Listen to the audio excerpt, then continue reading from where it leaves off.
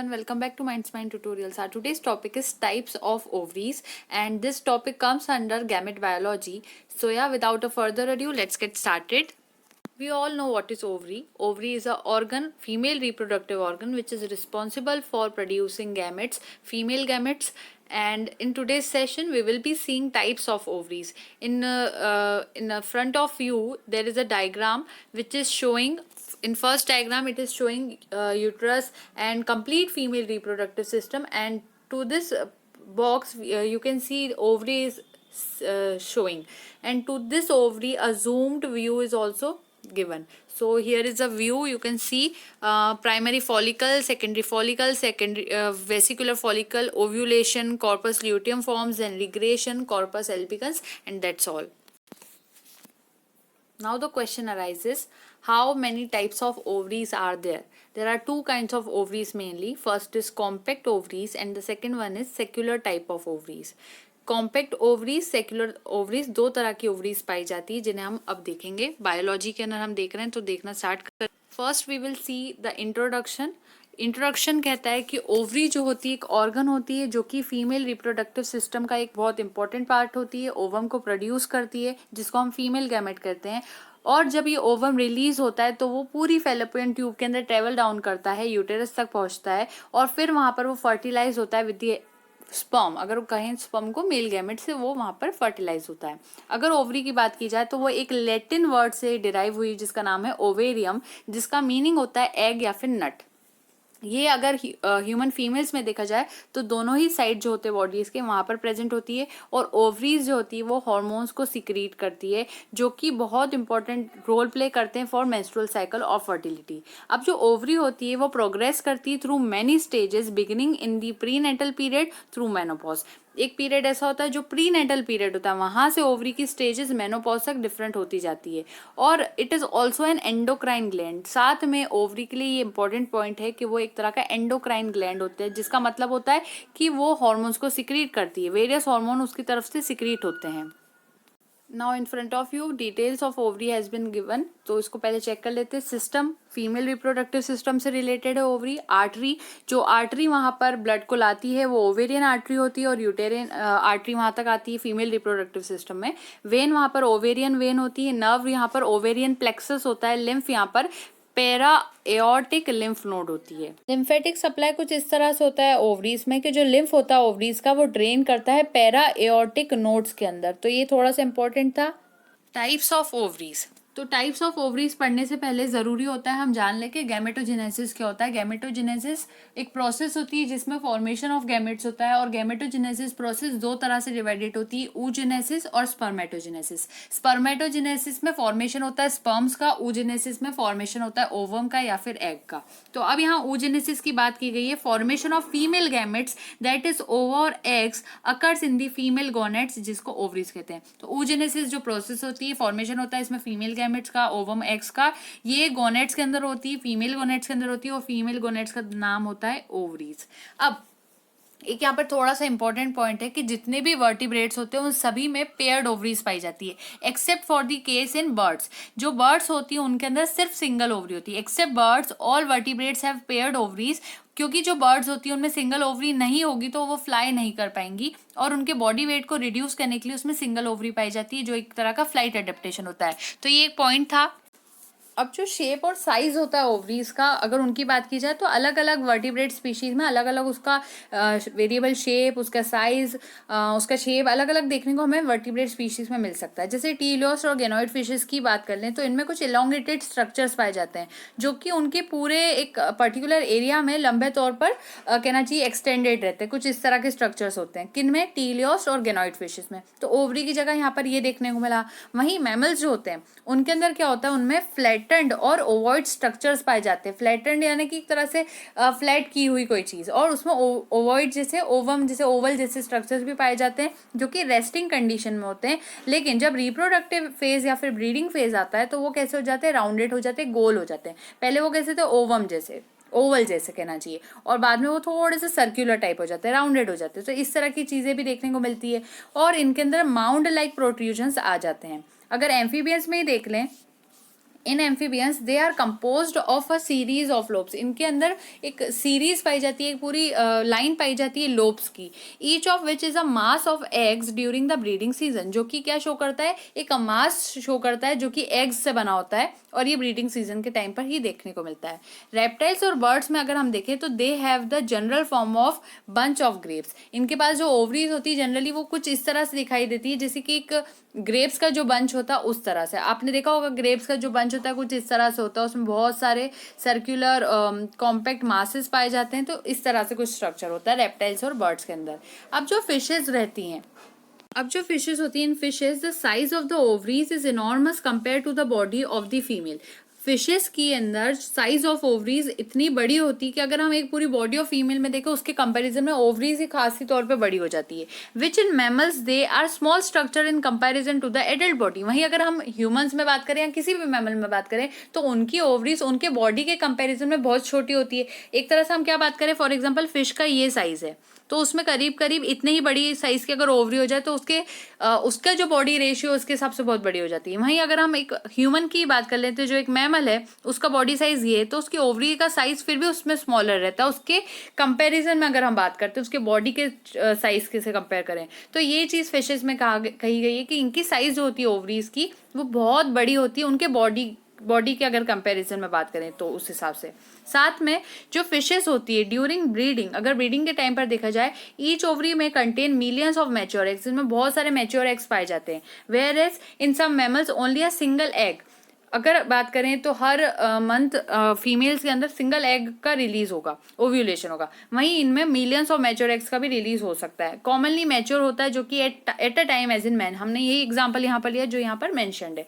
Next point, logically जो ovaries होती है वर्टिब्रेट्स में वो दो तरह की होती है, कॉम्पैक्ट ओवरीज और सेक्युलर टाइप ऑफ ओवरीज। सबसे पहले हम देखेंगे कॉम्पैक्ट टाइप ऑफ ओवरीज। तो कॉम्पैक्ट टाइप ऑफ ओवरीज के अंदर क्या होता है, ये एक ऐसी ओवरी होती है जो कि साइक्लोस्टोम्स में, इलास्मोब्रांच में, टीलियोस्ट के अंदर, टर्टल्स, क्रोकोडाइल, बर्ड्स, मैमल्स इन सब में पाई जाती है। और ये एक तरह की कॉम्पैक्ट मैमेलियन ओवरी होती है जिसमें फॉलोइंग रीजन्स हो सकते हैं, जिसमें पहला होता है मेड्यूला। मेड्यूला के अंदर एक इनर पार्ट पाया जाता है जिसके अंदर रिलेटिवली लार्ज ब्लड रहता है, लार्ज ब्लड वेसल्स रहती है, लिम्फ वेसल्स रहती है और ग्रोइंग फॉलिकल्स होते हैं। तो मेड्यूला की ये बात हुई। सेकंड होता है पार्ट कॉर्टेक्स। कॉर्टेक्स में क्या होता है, ये एक एरिया होता है outside of and surrounding the medulla. ये सराउंड करता है और बाहर होता है मेड्यूला के, और मेड्यूला को सराउंड करता है खासतौर पर, कंटेनिंग अर्ली और यंग एंड राइप फॉलिकल्स। यहाँ पर अर्ली, यंग और पूरी तरह से राइप फॉलिकल्स पाए जाते हैं जिनको ओवा कहा जाता है वेरियस स्टेजेस ऑफ डेवलपमेंट में। जैसे जैसे ओवा डेवलप करते जाते हैं, एक अर्ली ओवा होगा, एक यंग ओवा होगा और एक पूरी तरह से मैच्योर ओवा होगा जिसको राइप फॉलिकल भी कहा जा सकता है, और लास्ट में ओवम फाइनली वहां से रिलीज आउट होता है। तो ये प्रोसेस उसके बाद हमारे पास आ जाता है ट्यूनिका एल्बुजिनिया। ट्यूनिका एल्बुजिनिया क्या होता है, ये कनेक्टिव टिश्यू की लेयर होती है सराउंडिंग द कॉर्टेक्स, जो कि सराउंड करती है कॉर्टेक्स को। Germinal epithelium, covering epithelium of the ovary providing continuously the primordial germ cells for oogenesis। एक ऐसी लेयर, ये ऐसी कह सकते हैं कवरिंग एपिथेलियम होती है ओवरी की, जो कि उसको कंटिन्यूसली एक प्राइमोर्डियल जर्म सेल की लेयर प्रोवाइड करती है जिसमें से ही कहना चाहिए जो ओवम या फिर फॉलिकल्स का फॉर्मेशन है शुरू होता है। तो एक तरह की जर्मिनल एपिथेलियम होती है, यहीं से उसका फॉर्मेशन स्टार्ट होता है। नेक्स्ट पॉइंट है germinal cells divide quickly forming a mass of cells. धीरे धीरे ये जो जर्मिनल सेल्स होते हैं एक मास बनाने लगते हैं सेल्स का और एग नेस्ट फॉर्म करते हैं। One cell outgrows the other to become oogonium. फिर एक सेल थोड़ा सा बड़ा होने लगता है, ऊगोनियम वहां पर फॉर्म होता है।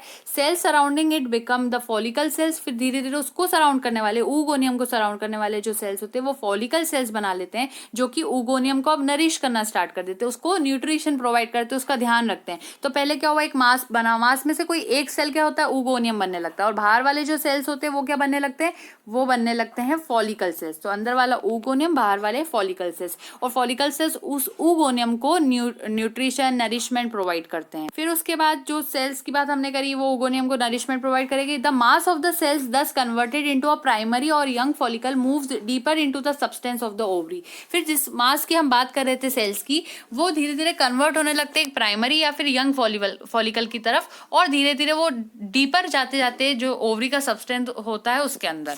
फिर क्या होता है, जो प्राइमरी oocyte होता है, as the primary oocyte further increases, धीरे धीरे प्राइमरी oocyte का साइज बढ़ने लगता है। तो जैसे जैसे उसका साइज बढ़ता है, follicle sales around the oocyte become more numerous and constitute a sort of capsule और थीका। तो उसके आसपास के अब जो फॉलिकल सेल्स होते हैं वो भी कन्वर्ट होने लगते हैं, और वो क्या करते हैं, वो और न्यूमरस होते जाते हैं और ज्यादा होने लगते हैं, और एक कैप्सूल या फिर कहना चाहिए थीका बनाने लगते हैं, एक लेयर बनाने लगते हैं।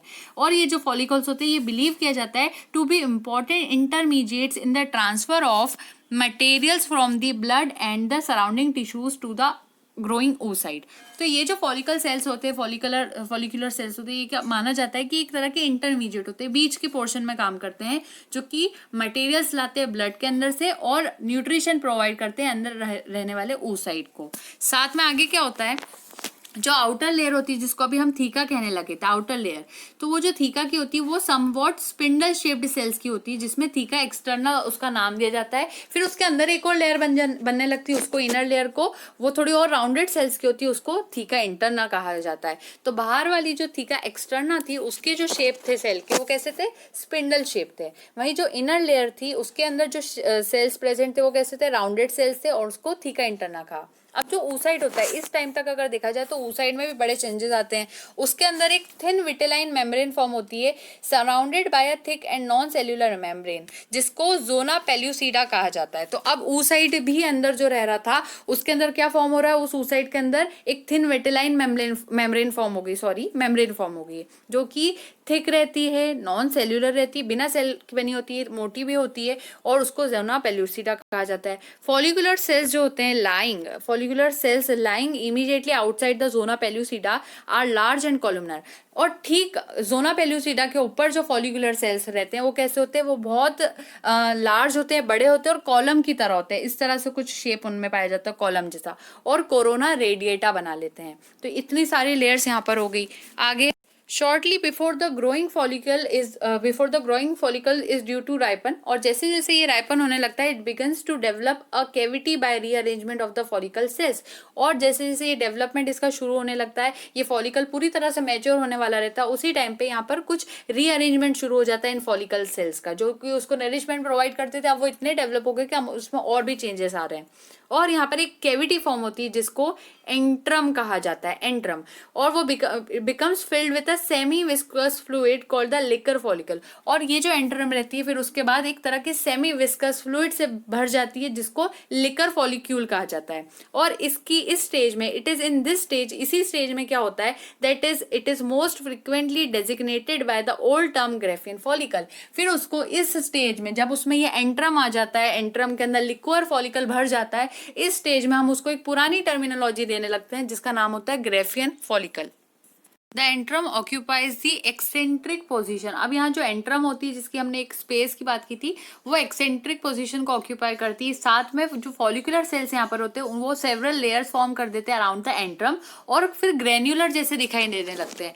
और फिर क्या करते हैं, फॉर्मिंग द स्ट्रेटम ग्रेन्युलोसम। अब जैसे वो ग्रेन्युलर जैसा उनके अंदर शेप देखने को मिला, उसी टाइम पर वो कैसे हो गए, उनका नाम हमने रख दिया स्ट्रेटम ग्रेन्युलोसम।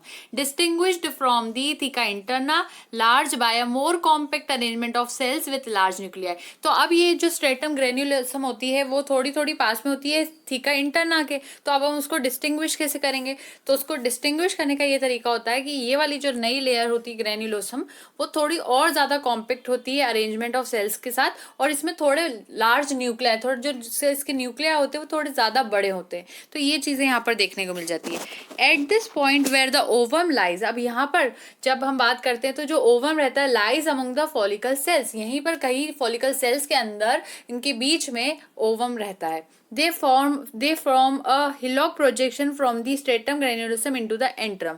और फिर ये क्या फॉर्म करते हैं, एक hillock projection फॉर्म करते हैं stratum granulosum से एंट्रम तक का।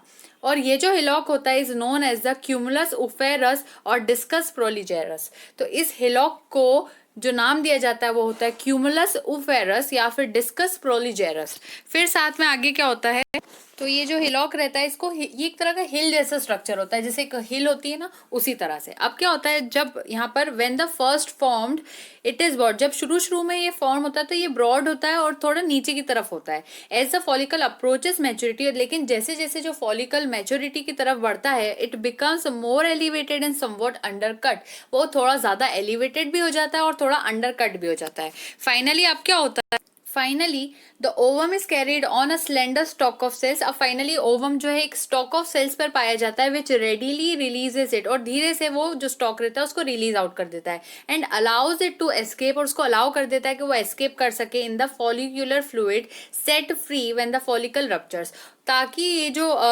फॉलिकुलर फ्लूइड है वो वहां से वो रप्चर कर सके। अब जो फ्री ऊ साइड, जब ये पूरे स्ट्रक्चर को तोड़कर जब ये फ्री ऊ साइड बाहर आता है वो is soon picked up by, वो एकदम से पिक्ड अप कर लिया जाता है किसके थ्रू, ओविडक्ट फनल के थ्रू, जिसको फेलोपियन ट्यूब भी कहा जाता है। ओविडक्ट का दूसरा नाम होता है फेलोपियन ट्यूब। तो फेलोपियन ट्यूब की जो फनल होती है उसके अंदर इस फ्री ऊ साइड को पिकअप करा जाता है, ले लिया जाता है and pushed down the oviduct, और धीरे धीरे ओविडक्ट उसको पेरिस्टाल्टिक मूवमेंट्स के थ्रू नीचे की तरफ पुश करने लगती है और वॉल की तरफ लेके जाती है। तो इस तरह से उसका मूवमेंट स्टार्ट होता है।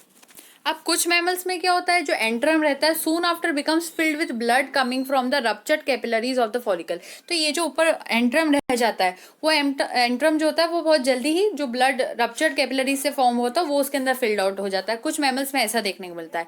तो इस तरह की जो बॉडी रहती है जिसके अंदर वो जो एंट्रम वाली स्पेस थी, वो जो खाली स्पेस थी, पहले वहां एक फ्लूइड भरा होता था, उस फ्लूइड की जगह अगर ब्लड भर जाता है तो उसको नाम देने लगते हैं कॉर्पस हीमोरेजिकम। ठीक है, वहीं अगर ऐसा स्ट्रक्चर फॉर्म नहीं होता है येट अ ब्लड क्लॉट अपीयर्स, फिर भी एक ब्लड क्लॉट दिखाई दे सकता है, तो ये वाली चीजें भी हो सकती है इन ईदर केसेस, और दोनों ही case In either cases, the cells of stratum granulosum and the theca interna become endocrine।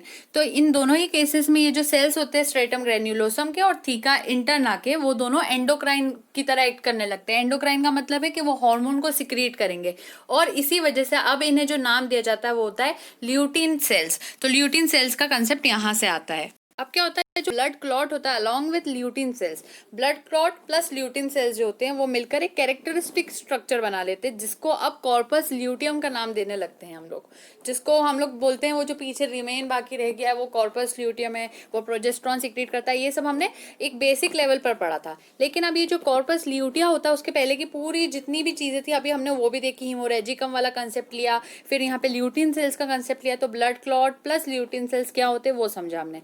Normally develop, सब कॉर्पस ल्यूटिया क्या करता है, नॉर्मली डेवलप करता है फ्रॉम ऑल रप्चर्ड फॉलिकल्स, हर तरह के रप्चर्ड फॉलिकल्स इसमें होते हैं, but if the liberated ova are not fertilize. लेकिन अब अगर क्या होगा, एक ओवम जो बाहर जा चुका है, जो फेलोपियन ट्यूब के अंदर है, ओविडक्ट के अंदर है, अगर वो ओवा वहां पर फर्टिलाइज नहीं होता है, वो जो लिबरेटेड ओवा है, अकेला हो चुका ओवा है, अगर वो वहां पर फर्टिलाइज नहीं होता है तो फिर ये जो कॉर्पस ल्यूटिया होता है फिर ये डीजनरेट होने लगता है, ये धीरे धीरे खत्म होने लगता है वहां पर।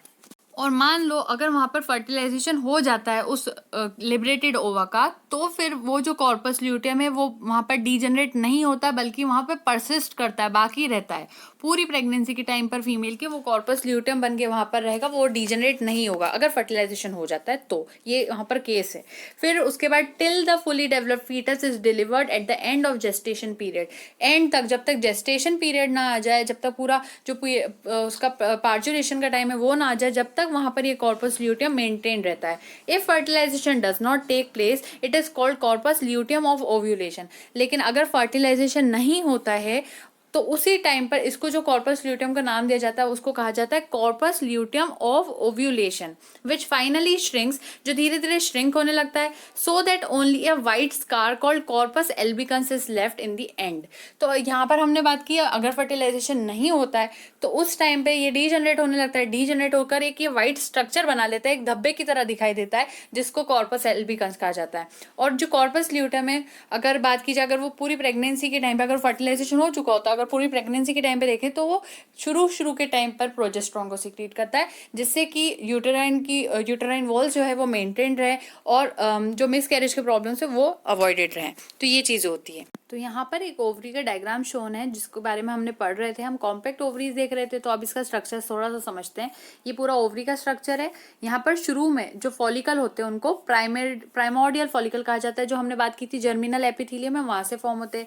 धीरे धीरे वो प्राइमरी फॉलिकल बनाते हैं, उसके बाद oocyte बनने लगता है, सेकेंडरी फॉलिकल बनता है, और आप देख सकते हैं यहाँ पर एंट्रम भी फॉर्म होना शुरू हो रहा है। फिर उसके बाद ग्रेफिन फॉलिकल बनता है। ग्रेफिन फॉलिकल के बाद यहाँ पर एग जब रिलीज आउट होता है तो पीछे कुछ मैटर यहाँ पर रह गया है। ये ओव्यूलेशन की प्रोसेस होती है। जब एग आउट हो जाता है उस प्रोसेस को ओव्यूलेशन कहते हैं, तो साथ में यहाँ पर वो भी मेंशन्ड है। फिर उसके बाद जो पीछे रिमेन्ड आउट मटेरियल रह जाता है वो क्या करता है, वो डेवलपिंग कॉर्पस ल्यूटियम कहलाता है। और बाद में वो क्या बना लेता है, वो कॉर्पस ल्यूटियम बना लेता है, क्योंकि उसके अंदर वो जो एंट्रम वाली स्पेस थी वहां पर ब्लड क्लॉट आ चुका था। तो ब्लड क्लॉट प्लस ल्यूटियल जो हमने पढ़ा था वो दोनों मिलकर कॉर्पस ल्यूटियम बनाते हैं। धीरे धीरे जब कॉर्पस ल्यूटियम भी डीजनरेट होता है, if fertilization doesn't take place, तो उस टाइम पर ये जो कॉर्पस जो ल्यूटियम होता है वो डीजनरेट होने लगता है। तो उसको बोला था हमने कि वो एक व्हाइट स्कार बना लेता है, एक सफेद धब्बे की तरह दिखाई देता है, जिसको कॉर्पस एल्बिकन्स कहा जाता है। तो ये पूरा उसका एक स्ट्रक्चर है। यहाँ पर साथ में यहाँ पर पूरी ब्लड वेसल्स भी शोन है, और ये पूरा एक ओवरी का कॉमन स्ट्रक्चर है जो हम आज तक देखते आ रहे थे। लेकिन अभी हम ऐसे डायग्राम्स बनाएंगे तो वो, अगर हम हायर क्लासेस की बात करते हैं तो वो अच्छा नहीं होगा। तो हमें थोड़ा सा एक अच्छा बेसिक डायग्राम से एक डेवलप्ड डायग्राम की तरफ बढ़ना होगा। तो अब यहाँ पे एक डायग्राम शोन है जिसमें sequence of events in origin, growth, rupture of ovarian Graafian follicle, उसका formation, retrogression of corpus luteum एक मैमेलियन ओवरी में शोन है। हम कॉम्पैक्ट ओवरी का ही डायग्राम देख रहे हैं, तो अब इसको समझते हैं। इसमें कुछ इस तरह से यहाँ पर स्टार्टिंग है, यहाँ मीजोवेरियम भी शोन है, मीजोवेरियम। उसके बाद ये एक तरह से हमने जो अभी डायग्राम देखा तो उसका पूरा अपोजिट डायग्राम है। तो मीजोवेरियम इस तरफ आ गई, पहले हमने इधर की तरफ मीजोवेरियम लिखी थी। Germinal epithelium, ovigerous cord, egg nest, primary follicle, double layered follicle, beginning of antrum formation, atretic follicle, follicle approaching maturity, atretic follicle बीच में आ गया है। फिर यहाँ पर मैच्योर फॉलिकल जिसमें एंट्रम है filled with liquor folliculi, ovum यहाँ पर बीच में दिखाई दे ही रहा है हमें। फिर यहाँ पर रप्चर्ड फॉलिकल शोन है, रिलीज्ड ओवम है जिसको ओव्यूलेशन की प्रोसेस कहते हैं। उसके बाद यहाँ पर क्या हो रहा है इस एरिया में, इस एरिया की अगर हम बात करें तो यहाँ connective tissue, lutein cells, fibrin of clot, coagulated blood, और ये सब मिलकर यंग कॉर्पस ल्यूटियम बनाते हैं। धीरे धीरे कनेक्ट, यहाँ पर एक वैसे बीच में कनेक्टिव टिश्यू भी दिया गया ओवरी का, वो यहाँ पर शोन है कनेक्टिव टिश्यू। उसके बाद फुली फॉर्म्ड कॉर्पस ल्यूटियम यहाँ पर आ गया है। उसके बाद कॉर्पस एल्बिकन्स शोन है, ब्लड वेसल्स तो हमें पता ही है यहाँ पर है ही। तो ये सारी चीजें एक डेवलप्ड डायग्राम है, और हम कह सकते हैं अब आगे आगे जैसे जैसे हम बढ़ते जा रहे हैं हमें इस तरह के डायग्राम्स को ड्रॉ करना ज्यादा अच्छा होता है। तो ये डायग्राम हमने देखा। साथ में यहाँ पर एक मैच्योर ग्रेफिन फॉलिकल के बारे में भी बताया गया है, उसका भी डायग्राम शोन है, उसको भी देख लेते हैं। एक ग्रेफिन फॉलिकल किस तरह का होता है, यहाँ बीच में एंट्रम होती है, एंट्रम में खाली स्पेस होती है। उसके बाद अंदर की तरफ देखें तो कोरोना रेडिएटा शोन है। फिर यहाँ पर थीका फॉलिकुलाई भी शोन है। थीका फॉलिकुलाई के बाद स्ट्रेटम ग्रेन्युलोसम, जोना पेल्यूसिडा, ओवम, क्यूमुलस उफेरस, एक मैच्योर ग्रेफिन फॉलिकल का यहाँ पर स्ट्रक्चर है।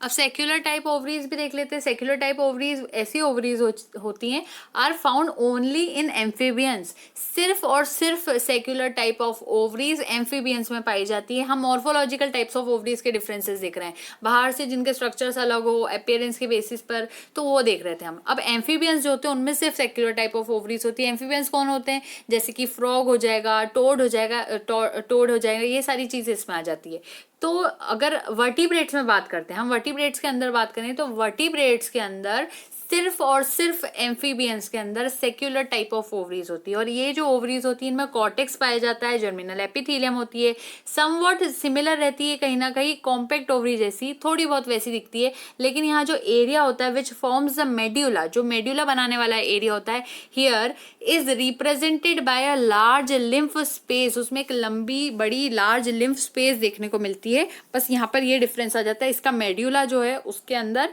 जो मेड्यूला बनाने वाला पोर्शन है वहां पर लार्ज लिम्फ स्पेस। अब जो जर्मिनल लेयर होती है gives rise to ovarian follicle, वहीं अब जो जर्मिनल लेयर यहाँ पर होती है, हम किसकी बात कर रहे हैं, सेक्युलर ओवरीज की जो एम्फीबियंस में पाई जाती है। यहाँ जो जर्मिनल लेयर्स होती है वो क्या करती है, give rise to ovarian follicles, each of which enclosing a developing oocyte। अभी तक जो हमने पढ़ा था उसी तरह से बात कर रहे हैं कि जर्मिनल लेयर होगी वो ओवेरियन फॉलिकल्स डेवलप करेगी, फिर वो एक डेवलपिंग oocyte को सराउंड करते हैं। अभी पहले भी हमने ये सब देखा था कॉम्पैक्ट ओवरीज में। फिर क्या होता है, जो मैच्योर फॉलिकल्स होते हैं rise to the surface of the ovary, mature follicle थोड़े थोड़े सरफेस तक पहुंच जाते हैं ओवरी के, और फिर वो बाद में लिबरेट कर देते हैं oocyte को by sudden rupture of the follicular wall, एकदम से फॉलिकुलर तो जब oocyte बाहर आ जाता है एक सडन रप्चर के थ्रू फॉलिकुलर वॉल्स, उसके बाद क्या होता है, not all follicles reach maturity. अब सारे फॉलिकल्स यहाँ पर जो रहते हैं वो मैच्योरिटी तक नहीं जाते, कुछ डीजनरेट हो जाते हैं और कुछ जो वहाँ पर रहते हैं वो एटरेटिक हो जाते हैं। तो ये थोड़ा बहुत हमने secular. So now in front of you here is a diagram of secular ovaries. Secular ovaries are found in amphibians. So we are taking example of frog and आपके सामने सबसे पहले यहाँ पर TS of lobule shown है और दूसरे में ovum shown है, उसका जो गैमेट होता है वो shown है। हम frog की एग्जाम्पल लेकर बात करेंगे। तो देखते हैं, सबसे पहले यहाँ पर जो चीज़ आ रही है वो कुछ इस तरह से है कि ब्लड वेसल्स दिखाई गई है, मीजोवेरियम है, डेवलपिंग ओवेरियन फॉलिकल्स है, साइटोप्लाज्म विद योक ग्रेन्यूल्स यहाँ पर शोन है, न्यूक्लियस है, प्राइमरी oocyte है, ये दोनों यहाँ पर फाइब्रस कनेक्टिव टिश्यू है, visceral peritoneum forming germinal epithelium है। और उसका स्ट्रक्चर आप देख सकते हैं दूसरी ओवरी से ऐसे अलग है क्योंकि यहाँ थोड़ा राउंडेड स्ट्रक्चर भी है, जैसे एक सेक की तरह दिखाई दे रहा है, वहां पर हमने अभी तक ओवल टाइप का स्ट्रक्चर देखा था। गैमेट देख लेते हैं, साइटोप्लाज्म विद योक ग्रेन्यूल्स है, न्यूक्लियस है यहाँ पर बीच में, प्राइमरी oocytes हैं, फॉलिकुलर सेल्स हैं, ग्रोइंग ओवेरियन फॉलिकल्स हैं यहाँ पर, फाइब्रस कनेक्टिव टिश्यू है, visceral peritoneum forming germinal epithelium है। तो ये सारी चीजें थी, ये ओवरी ऑफ फ्रॉग हमने देखी, जिसको हम सेक्युलर ओवरीज में काउंट करेंगे क्योंकि एम्फीबियंस के अंदर फ्रॉग काउंटेड रहते हैं। तो ये सारी चीजें थी। साथ में यहाँ पर मेरे पास एक टेक्स्ट था ओवरी ऑफ फ्रॉग का, तो मैंने सोचा ये भी आपको यहाँ पर बता दूं। जो फ्रॉग की ओवरी रहती है वो एक तरह की इरेगुलर हॉलो सेक की बनी होती है, कंपोज्ड ऑफ सेवरल लोब्यूल्स, और जो अटैच्ड रहती है टू किडनी से अटैच्ड होती है बाय अ पेरिटोनियल फोल्ड, एक पेरिटोनियल फोल्ड के थ्रू, जिसको मीजोवेरियम कहा जाता है। ये यहाँ पर एक थिन वॉल रहती है which is made up of fibroids connective tissue containing blood vessels, muscle fibres and nerves, and externally वो कवर्ड रहती है bye simple columnar coelomic epithelium या फिर जर्मिनल एपिथेलियम। यहाँ जो ल्यूमेन रहता है दोनों लोब्यूल के अंदर, वो प्रोजेक्ट करता है several black and white round ova in various stages of development. और फिर क्या होता है, जब फ्रॉम जर्मिनल एपिथेलियम अगर हम बात करें तो वहां से निकलते हैं budded off small group of cells, वहां से बडिंग होती है छोटे छोटे सेल्स की, जिसको ऊगोनिया कहा जाता है, और वो फिर फॉर्म करते हैं ओवेरियन फॉलिकल्स को। और जो हर फॉलिकल यहाँ पर होता है, जितने भी फॉलिकल होते हैं, और इन ईच फॉलिकल एक सेंट्रल सेल पाया जाता है जो कि इनलार्ज होता है टू बिकम ओवम, वो ओवम बना लेता है जिसमें न्यूक्लियस रहता है, साइटोप्लाज्म रहता है with granular yolk for nourishment, और rest of the cells form an outer layer of follicular epithelium which also provides nourishment. और जैसे जैसे ओवम ग्रो करता जाता है, फॉलिकुलर सेल्स डिसअपियर होते जाते हैं और फिर वो रिप्लेस होकर एक थिन विटेलाइन मेम्ब्रेन तक बदल जाते हैं, फिर वो सिक्रीटेड होते हैं by the ovum itself. Frog के अंदर देखा जाए तो जो ओवा रहता है वो रिलीज्ड होता है from ovary in the primary oocyte stage, और सेकेंड मैच्योरेशन उसका डिवीजन के बाद, सेकेंड मैच्योरेशन डिवीजन उसका वाटर के अंदर होता है, वाटर में आ जाने के बाद होता है उसका सेकेंड मैच्योरेशन डिवीजन। तो ये थोड़ा बहुत ओवरी ऑफ फ्रॉग के बारे में हमने देखा था। कॉम्पैक्ट ओवरी से रिलेटेड एक ये डायग्राम भी यहाँ पर इंपॉर्टेंट है, जिसको हम ड्रॉ करेंगे एग्जाम में, तो उसके भी मार्क्स बहुत अच्छे यहाँ पर मिलेंगे। और अगर आप नीट के लिए, नेट एग्जाम के लिए प्रिपेयर कर रहे हैं, so it would be a very important thing for you कि आप इसको भी समझें यहाँ पर। तो ये कुछ इस तरह से डायग्राम रहता है। ये कोरोना रेडिएटा यहाँ पर शोन है, ऊपर वाले जो सेल्स है, उसके बाद फॉलिकुलर सेल्स जो होते हैं जिनको फॉलिकल सेल्स भी कहा जाता है वो है यहाँ पर, साइटोप्लाज्म है, न्यूक्लियस यहाँ पर बीच की तरफ है, प्लाज्मा मेम्ब्रेन यहाँ पर शोन है, जोना पेल्यूसिडा यहाँ पर शोन है। तो ये इस तरह से कुछ यहाँ पर डायग्राम